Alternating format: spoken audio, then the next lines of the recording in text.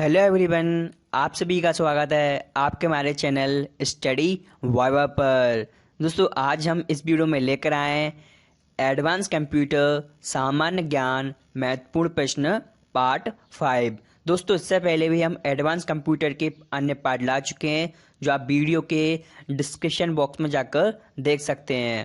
और इस वीडियो में हमने काफ़ी इम्पोर्टेंट क्वेश्चन आंसर तैयार किए हैं जो लगभग सभी एग्ज़ाम के लिए इम्पोर्टेंट हैं। और दोस्तों आप भी इस वीडियो के साथ इन प्रश्नों के उत्तर जरूर बताएं। चलिए देखते हैं किस प्रकार से दिए गए हैं। क्वेश्चन नंबर 1 देख लेते हैं। सबसे पहले व्यक्तिगत कंप्यूटर में अधिकतम मात्रा में डेटा स्टोरेज के लिए किस इनपुट डिवाइस का उपयोग कर सकते हैं। दोस्तों यहाँ पे पूछ रहा है जो हमारा पर्सनल कंप्यूटर होता है उसमें हमें मैक्सिमम मात्रा में डाटा को स्टोर करना है। तो बताइए इन 4 विकल्प में हम किस विकल्प का या फिर किस डिवाइस का उपयोग कर सकते हैं। बताइए दोस्तों, ये काफ़ी इम्पोर्टेंट क्वेश्चन है। इसका सही आंसर है ऑप्शन सी। दोस्तों हम हार्ड डिस्क ड्राइव का यानी कि HDD का उपयोग कर सकते हैं अधिकतम मात्रा में डेटा को स्टोर करने के लिए हमारे कंप्यूटर में। अगला क्वेश्चन देख लेते हैं। एक वेबसाइट से फाइलें डाउनलोड करने वाले प्रोग्राम को कहते हैं। दोस्तों यहाँ पे पूछ रहा है जो हमारा एक वेबसाइट दी है और वेबसाइट से हमें कुछ फाइल डाउनलोड करनी है या फिर कोई प्रोग्राम या फिर कोई सॉफ्टवेयर डाउनलोड करना है। तो बताइए इन 4 ऑप्शन में सबसे पहले हमें किसकी आवश्यकता पड़ेगी, यानी कि दोस्तों पूछ रहा है किस प्रोग्राम की आवश्यकता पड़ेगी। बताइए दोस्तों इसका आंसर क्या होगा। इसका सही आंसर है ऑप्शन बी। दोस्तों सबसे पहले हम इंटरनेट चलाने के लिए हमें वेब ब्राउज़र की आवश्यकता पड़ेगी। दोस्तों इसके बिना हम ना तो इंटरनेट चला सकते हैं और ना ही दोस्तों हम कोई फाइल डाउनलोड या फिर अपलोड कर सकते हैं। नेक्स्ट क्वेश्चन देख लेते हैं। कंप्यूटर में प्रयोग होने वाली संख्या पद्धति निम्न में कौन सी है। दोस्तों यहाँ पे पूछ रहा है जो कंप्यूटर में नंबर सिस्टम यूज़ होता है वो कौन कौन से होते हैं। बताइए दोस्तों, यह काफ़ी इंपॉर्टेंट क्वेश्चन है। ये आपके एग्ज़ाम में किसी भी प्रकार से पूछा जा सकता है।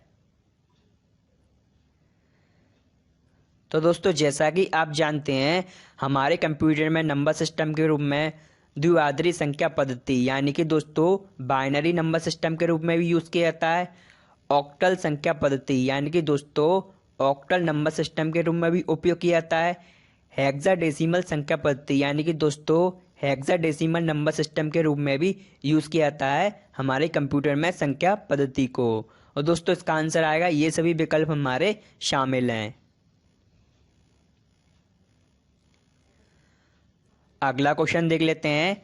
फाइल संपीड़न यानी कि दोस्तों फाइल कंप्रेशन क्या है। दोस्तों यहाँ पे पूछ रहा है 2 या 2 से अधिक फाइलों को एक फाइल के रूप में कन्वर्ट करना क्या कहलाता है, यानी कि दोस्तों वह कौन सी विधि है जिसके द्वारा हम 2 या 2 से अधिक फाइलों को एक फाइल के रूप में बदल सकते हैं। दोस्तों ऐसा इसलिए किया जाता है दोस्तों उससे इंटरनेट पर ट्रांसफ़र या फिर शेयर करना आसान हो जाता है। जैसे कि दोस्तों आप मेल करते हैं तो दोस्तों कई फाइल होती हैं एक साथ मेल करने में कठिनाई होती है, इसलिए दोस्तों उनको कंप्रेस करके एक फाइल के रूप में कन्वर्ट कर लिया जाता है और उसे आसानी से भेज सकते हैं। दोस्तों बताइए वो कौन सी विधि है। इसका सही आंसर है ऑप्शन ए। दोस्तों यहाँ पर हम फाइलों को डेटा संपीड़न विधि यानी कि डाटा कंप्रेशन मेथड के द्वारा हम 2 या 2 से अधिक फाइलों को एक फाइल के रूप में कन्वर्ट कर सकते हैं जिससे उसे भेजना आसान होता है इंटरनेट के माध्यम से। और दोस्तों यहाँ पर इसका प्रमुख उदाहरण कौन सा है, जिप फाइल, जिसका आपने नाम सुना होगा।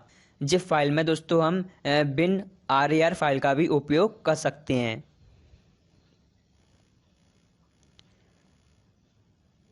अगला क्वेश्चन देख लेते हैं।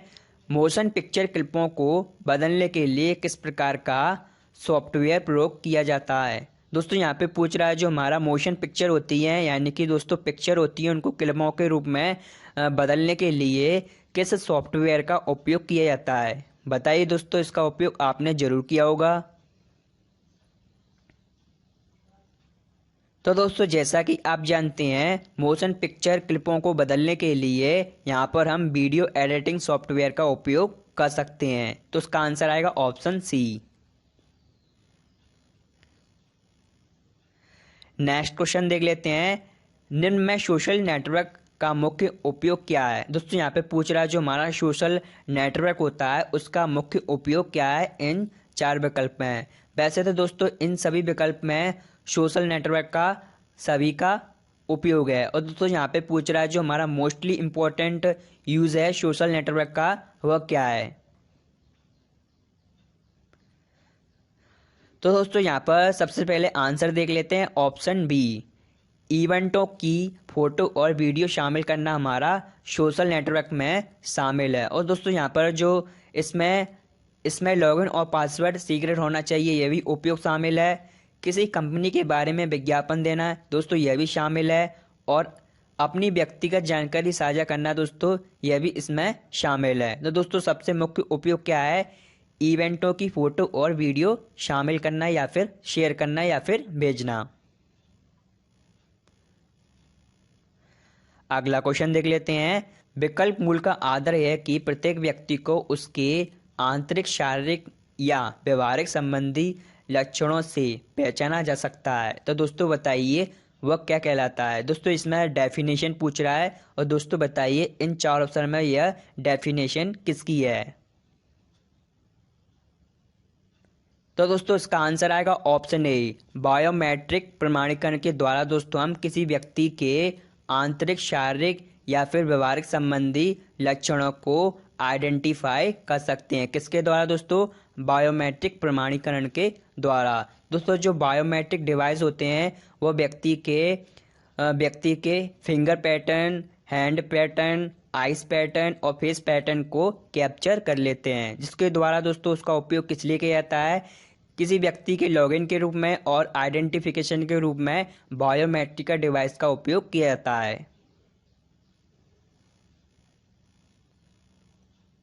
अगला क्वेश्चन देख लेते हैं, एक इमेज फोटो बनी होती है। दोस्तों यहाँ पे पूछ रहा है जो हमारी फोटो होती है या फिर इमेज होती है वह किसकी बनी होती है।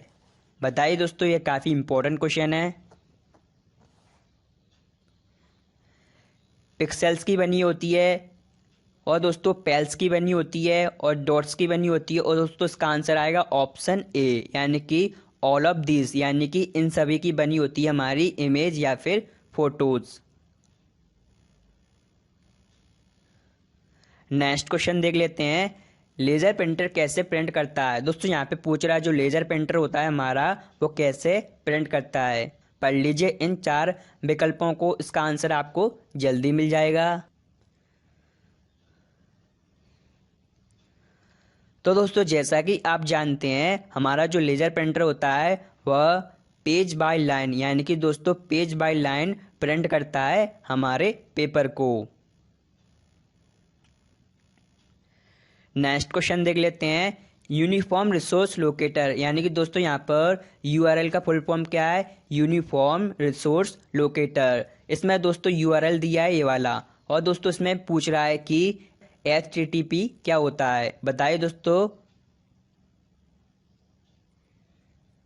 इसका सही आंसर है ऑप्शन सी। दोस्तों HTTP का मतलब होता है प्रोटोकॉल। दोस्तों यह प्रोटोकॉल होता है, और दोस्तों यहाँ पर HTTP का फुल फॉर्म क्या होता है, हाइपर टेक्स्ट ट्रांसफर प्रोटोकॉल। अगला प्रश्न, MICR के पूर्ण नामांकन के लिए सही विकल्प कौन सा है। दोस्तों यहाँ पे पूछ रहा है MICR का सही फुल फॉर्म क्या है इन 4 विकल्प में। बताइए दोस्तों इसका आंसर क्या आएगा। तो दोस्तों जैसा कि आप जानते हैं इसका फुल फॉर्म होता है मैग्नेटिक इंक कैरेक्टर रिकॉग्निशन, और दोस्तों इसका दूसरा भी फुल फॉर्म होता है या फिर मैग्नेटिक इंक कैरेक्टर रीडर। तो इसका आंसर आएगा दोस्तों, ऊपर के दोनों विकल्प हमारे MICR के फुल फॉर्म में शामिल हैं। दोस्तों MICR का उपयोग किस लिए किया जाता है, दोस्तों बैंकों में इसका उपयोग किया जाता है। ये एक प्रकार की मशीन होती है जिसके द्वारा दोस्तों चेक को रीड किया जाता है, जिसमें कुल 9 अंक होते हैं। अगला क्वेश्चन देख लेते हैं, माइक्रोसॉफ्ट कॉरपोरेशन ने विंडोज विस्टा का विकास कब किया था। दोस्तों यहाँ पे पूछ रहा है जो माइक्रोसॉफ्ट कंपनी है उसने विंडोज विस्टा का विकास या फिर खोज या फिर लॉन्च कब की थी। बताइए दोस्तों, यह विंडोज का एक वर्जन है।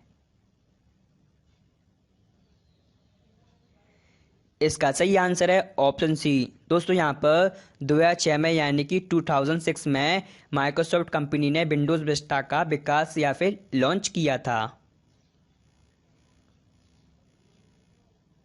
अगला क्वेश्चन देख लेते हैं। माइक्रोसॉफ्ट एक्सेल में आप किस बटन के द्वारा हम एक बड़ी रेंज को जोड़ सकते हैं। दोस्तों यहाँ पे पूछ रहा है जो हमारा एक्सेल सीट होती है यानी कि दोस्तों लिब्रे ऑफिस की हुई या फिर एमएस एक्सेल की, उसमें दोस्तों हम किसी रेंज में अपने डेटा को इनपुट कर लेते हैं और दोस्तों उस डेटा के मान को हमें जोड़ना है। तो बताइए दोस्तों हम किस बटन, कमांड या ऑप्शन का उपयोग करेंगे। बताइए दोस्तों इसमें मानों को जोड़ना है, तो बताइए हम कौन से विकल्प का उपयोग करेंगे।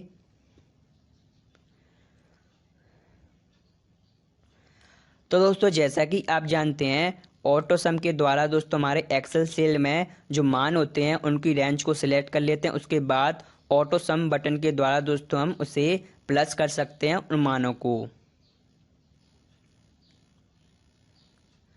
अगला क्वेश्चन देख लेते हैं। निम्न में से कौन सा प्रोग्रामिंग सॉफ्टवेयर है। दोस्तों यहाँ पे पूछ रहा है इन चार ऑप्शन में कौन सा सॉफ्टवेयर है जो प्रोग्रामिंग सॉफ्टवेयर कहलाता है या फिर शामिल है। तो दोस्तों जैसा कि आप जानते हैं जो कंपाइलर होता है वह भी एक प्रोग्रामिंग सॉफ्टवेयर है, इंटरप्रेटर होता है दोस्तों वह भी एक प्रोग्रामिंग सॉफ्टवेयर है, और दोस्तों इसका आंसर आएगा ऑप्शन डी। विकल्प ए और बी दोनों हमारे शामिल हैं प्रोग्रामिंग सॉफ्टवेयर में। और दोस्तों जो वर्ड प्रोसेसर होता है वह अनुप्रयोग यानी कि यूटिलिटी यानी कि एप्लीकेशन सॉफ्टवेयर होता है वर्ड प्रोसेसर। अगला क्वेश्चन देख लेते हैं। सीडी और डीवीडी ड्राइवर किस प्रकार के डिवाइस हैं। दोस्तों यहाँ पे पूछ रहा है जो हमारी डीवीडी ड्राइवर होता है और सीडी होता है वह किस प्रकार के डिवाइसेस हैं। बताइए दोस्तों ये काफ़ी इंपॉर्टेंट क्वेश्चन है। तो दोस्तों जैसा कि आप जानते हैं हम सीडी और डीवीडी ड्राइवर के द्वारा डेटा को कंप्यूटर में इनपुट करते हैं, इसलिए दोस्तों ये इनपुट डिवाइसेस हैं। अगला क्वेश्चन देख लेते हैं। डोमेन जिसका उपयोग किसी पते को, किसी नाम को मैप करने के लिए किया जा सकता है। दोस्तों यहाँ पे पूछ रहा है वो डोमेन नेम जिसका उपयोग किसी एड्रेस के नाम को पता करने के लिए मैप किया जाता है, तो बताइए दोस्तों उसे क्या कहते हैं। इसका सही आंसर है ऑप्शन डी। दोस्तों उसे कहते हैं इनवर्स डोमेन कहते हैं। क्या कहते हैं? Inverse domain. अगला क्वेश्चन देख लेते हैं। किस प्रोटोकॉल का उपयोग सर्वर पर फाइलों को अपलोड करने के लिए किया जा सकता है। दोस्तों यहाँ पे पूछ रहा है वो कौन सा प्रोटोकॉल है जिसके द्वारा हम अपने कंप्यूटर से सर्वर पर फाइल को अपलोड कर सकते हैं, यानी कि सर्वर पर फाइल को शेयर कर सकते हैं, सेंड कर सकते हैं या फिर भेज सकते हैं। बताइए दोस्तों इस ऐसा किस प्रोटोकॉल के अंतर्गत किया जाता है।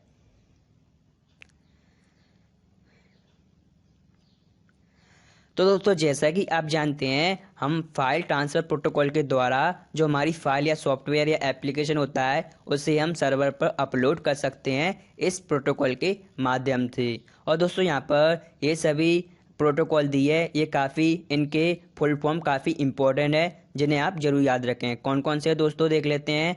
टीसीपी यानी कि दोस्तों इसका फुल फॉर्म क्या होता है, ट्रांसमिशन कंट्रोल प्रोटोकॉल।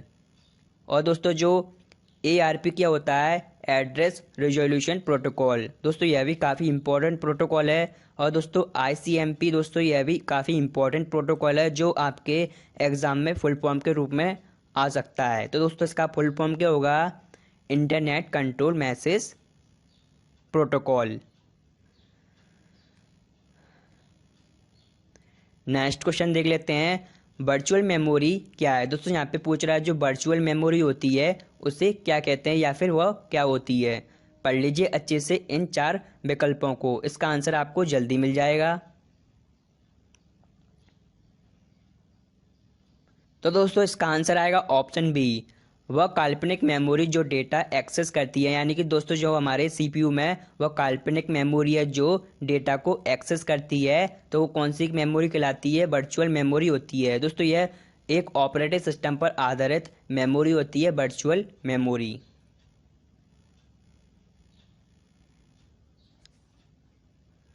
अगला क्वेश्चन देख लेते हैं, किस विकल्प से वायरस का लक्षण होने की ज़्यादा संभावना नहीं है। दोस्तों यहाँ पे पूछ रहा है वो कौन सा विकल्प है जिस विकल्प में हमारे कंप्यूटर में वायरस का लक्षण होने की संभावना नहीं है, यानी कि वायरस आने की संभावना कम से कम होती है। तो बताइए वो कौन सा ऑप्शन है। तो दोस्तों जैसा कि आप जानते हैं, जब हम अपने कंप्यूटर पर विजिट करते हैं यानी कि पीसी पर विजिट करते हैं तो पीसी में प्रोग्राम फाइल या आइकन गायब हो जाते हैं। दोस्तों यह वायरस आने की संभावना है। किसी प्रोग्राम का स्वतः खुलना, दोस्तों यह भी वायरस आने की संभावना है। दोस्तों यानी कि जब हम कंप्यूटर का यूज़ करते हैं यानी कि पीसी चलाते हैं डेस्कटॉप पर, तो कोई प्रोग्राम स्वतः यानी कि अपने आप चालू हो जाता है। इसका मतलब दोस्तों हमारे कंप्यूटर में वायरस है। स्क्रीन पर असामान्य नोटिफिकेशन या चित्र दिखना, और दोस्तों कभी कभी ऐसा होता है जो हमारे स्क्रीन पर टास्क बार में कुछ अचानक कुछ नोटिफिकेशन आने लगते हैं या फिर कुछ दोस्तों चित्र दिखाई देने लगते हैं दोस्तों, तो वह वायरस आने की संभावना है। और दोस्तों इसका आंसर आएगा ऑप्शन डी। और दोस्तों इसका आंसर आएगा ऑप्शन डी। दोस्तों जो कॉम्पैक्ट डिस्क होती है रोम काम करना बंद कर दे, दोस्तों यह हमारे वायरस के लक्षण में शामिल नहीं है। नेक्स्ट क्वेश्चन देख लेते हैं, निम्न में सर्वाधिक प्रयोग में आने वाला कोड जो कैरेक्टर को विशिष्ट 8 बिट कोड के रूप में निरूपित करता है। दोस्तों बताइए, यानी कि दोस्तों वह सर्वाधिक उपयोग आता है कोड और जो कैरेक्टर को 8 बिट कोड में परिवर्तित या फिर निरूपित करता है। तो बताइए दोस्तों ऐसा किस कोड के द्वारा किया जाता है। तो दोस्तों बताइए वो कौन सा कोड है जिसका उपयोग सर्वाधिक किया जाता है। तो दोस्तों जैसा कि आप जानते हैं, इसका आंसर आएगा ऑप्शन सी, EBCDIC। दोस्तों इसका फुल फॉर्म क्या होता है, extended binary coded decimal interchange code. दोस्तों इसके द्वारा दोस्तों हम जो हमारे कैरेक्टर होते हैं उसको 8 बिट कोड में परिवर्तित कर देता है और दोस्तों इसका उपयोग सर्वाधिक किया जाता है। और दोस्तों यहाँ पर जो ASCII होता है, इसका फुल फॉर्म क्या होता है दोस्तों, American standard code for information interchange. दोस्तों यह फुल फॉर्म काफ़ी इंपॉर्टेंट है इसका। और दोस्तों जो यूनिकोड होता है उसका फुल फॉर्म क्या होता है, यूनिवर्सल कैरेक्टर एंड कोडिंग। क्या होता है दोस्तों, यूनिवर्सल कैरेक्टर एंड कोडिंग।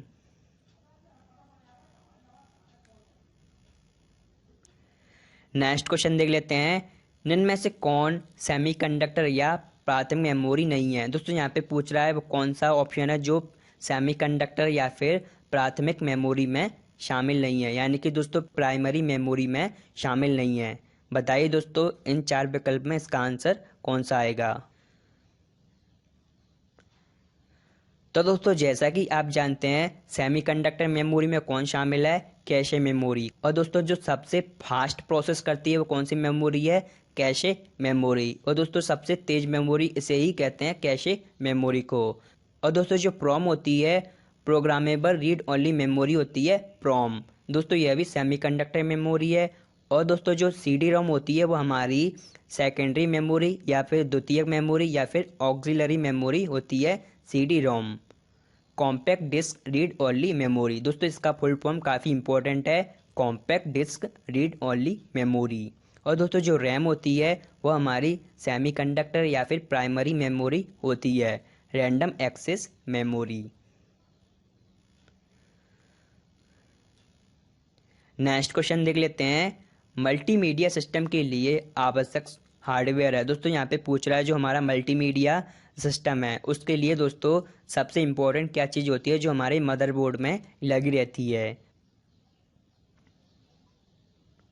तो दोस्तों जैसा कि आप जानते हैं, नेटवर्क इंटरफेस कार्ड। दोस्तों बिना NIC कार्ड के हम अपने कंप्यूटर पर इंटरनेट नहीं चला सकते। और दोस्तों सर्च इंजन होता है उसके द्वारा हम किसी भी शब्द या फिर किसी भी जानकारी को खोज सकते हैं सर्च इंजन के द्वारा।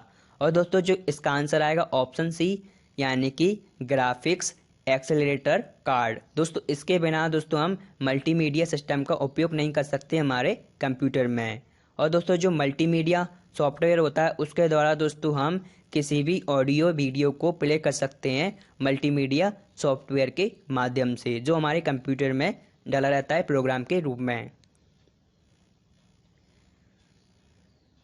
नेक्स्ट क्वेश्चन देख लेते हैं, कीबोर्ड के संबंध में निम्न में कौन सा विकल्प असत्य है। दोस्तों यहाँ पे पूछ रहा है जो हमारा कीबोर्ड होता है उसके रिलेशन में इन 4 विकल्प में कौन सा ऑप्शन है जो असत्य या फिर संबंधित नहीं है।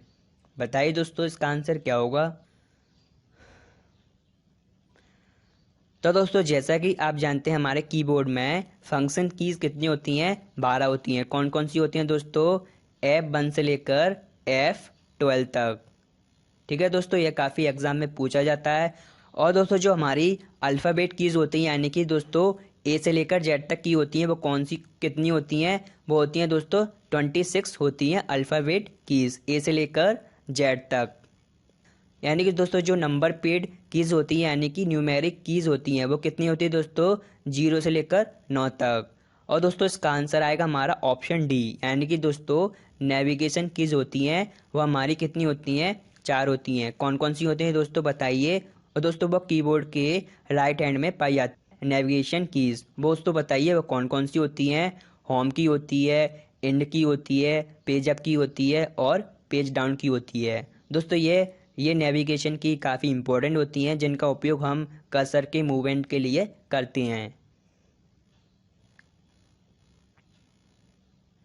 अगला क्वेश्चन देख लेते हैं, विकल्प में प्रिंट हेड, रिबन, कार्टेज और पेपर का संपर्क होता है। दोस्तों यहाँ पे बताइए प्रिंटर हेड और रिबन, कार्टेज और पेपर का उपयोग किया जाता है वह किस प्रकार के प्रिंटर होते हैं।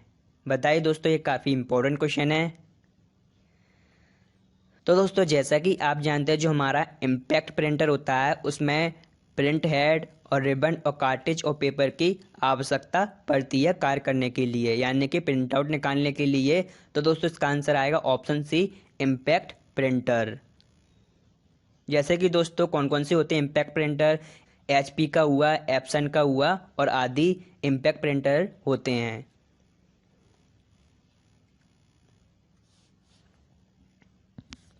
अगला क्वेश्चन देख लेते हैं, निम्न में से कौन सा माइक्रोसॉफ्ट द्वारा विकसित एक प्रोग्रामिंग भाषा है। दोस्तों यहाँ पे पूछ रहा है जो माइक्रोसॉफ्ट कंपनी है उसके द्वारा एक प्रोग्रामिंग भाषा बनाई गई है। दोस्तों बताइए वह कौन सी है या फिर वह कौन कौन सी है।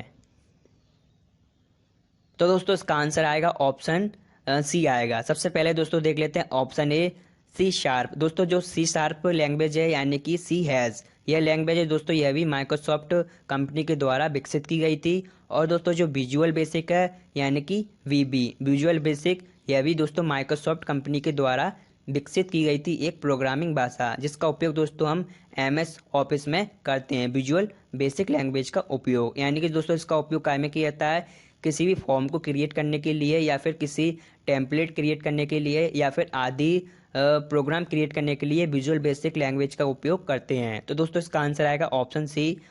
उपयुक्त विकल्प दोनों हमारे शामिल हैं। अगला क्वेश्चन देख लेते हैं, कॉम्पैक्ट डिस्क किस तकनीक पर कार्य करती है। दोस्तों जो बताइए जो कॉम्पैक्ट डिस्क होती है हमारे कंप्यूटर या मदरबोर्ड में लगी रहती है, तो बताइए कॉम्पैक्ट डिस्क किस तकनीक पर कार्य करती है। इसका सही आंसर है ऑप्शन डी, दोस्तों वह लेजर तकनीक पर काम करती है कॉम्पैक्ट डिस्क। नेक्स्ट क्वेश्चन देख लेते हैं, बैंकिंग सेक्टर में EFT का पूर्ण वाक्य क्या है। दोस्तों यहाँ पे पूछ रहा है जो बैंकिंग सेक्टर है उसमें EFT का फुल फॉर्म क्या है यानी कि पूर्ण नाम क्या है। बताइए दोस्तों, पढ़ लीजिए इन 4 विकल्पों को, इसका आंसर आपको जल्दी मिल जाएगा। और दोस्तों यह फुल फॉर्म काफ़ी इंपॉर्टेंट है जो आपके किसी भी एग्जाम में पूछा जा सकता है। इसका सही आंसर है ऑप्शन सी। इसका आंसर आएगा दोस्तों option C, electronic funds transfer होता है EFT का फुल फॉर्म, यानी कि दोस्तों क्या होता है, electronic funds transfer. Next question देख लेते हैं, पास्कल कैलकुलेटर की खोज किसने की थी। दोस्तों यहाँ पे पूछ रहा है जो पास्कल कैलकुलेटर होता है उसकी खोज किस व्यक्ति के द्वारा की गई थी। इसका सही आंसर है ऑप्शन ए, दोस्तों ब्लेज पास्कल के द्वारा हमारे पास्कल कैलकुलेटर की खोज की गई थी। और दोस्तों जो कंप्यूटर होता है उसकी खोज किसके द्वारा की गई थी, चार्ल्स बेबेज के द्वारा की गई थी। और दोस्तों जो हरमैन हॉलर्ट हैं उनके द्वारा दोस्तों पंच कार्ड की खोज की गई थी। अगला क्वेश्चन देख लेते हैं, कॉपीराइट सभी अधिकार सुरक्षित लोगो या फिर कैरेक्टर या फिर सिंबल तो निम्न में कौन सा है। दोस्तों यहाँ पे पूछ रहा है जो हमारे कॉपीराइट का ऑल राइट रजिस्टर्ड होते हैं उसका सिंबल कौन सा है इन 4 विकल्प में है। तो बताइए दोस्तों, ये काफ़ी इम्पोर्टेंट और इजी प्रश्न है। तो दोस्तों जो हमारे प्रोडक्ट होते हैं उसमें ट्रेडमार्क का सिंबल क्या है, TM। और दोस्तों जो हमारा कॉपीराइट का सिंबल होता है वो C के आकृति के जैसा होता है। और दोस्तों जो हमारी येन यानी कि जापानी मुद्रा होती है येन, तो उसका सिंबल होता है Y की तरह होता है। और दोस्तों इसका आंसर आएगा ऑप्शन C, यानी कि दोस्तों R की तरह होता है जो हमारा रजिस्टर्ड कॉपीराइट का सिंबल होता है।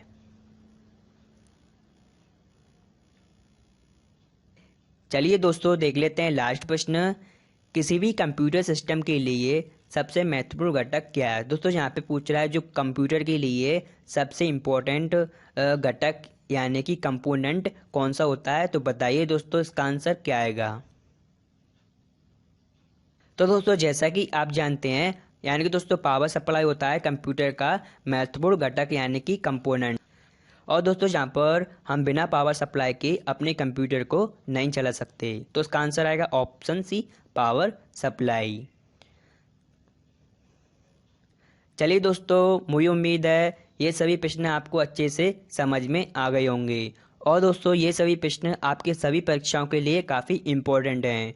और दोस्तों ये प्रश्न आपको कैसे लगे हमें कमेंट बॉक्स में बता सकते हैं। और दोस्तों जैसा कि आप जानते हैं यदि आप चैनल पर नए हैं तो प्लीज़ इस चैनल को सब्सक्राइब कर लें। इसी तरह हम एडवांस कंप्यूटर संबंधित क्वेश्चन आंसर लाते रहेंगे। चलिए दोस्तों, वीडियो के अंतिम छोर तक बने रहने के लिए धन्यवाद।